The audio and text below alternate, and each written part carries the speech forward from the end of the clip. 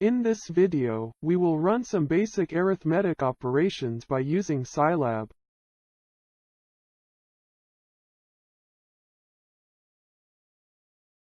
Addition,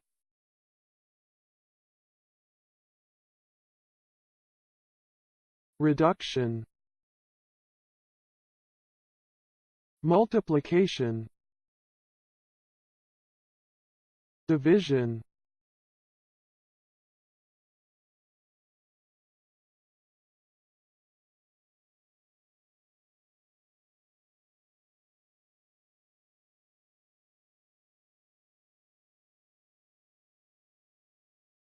some other cases.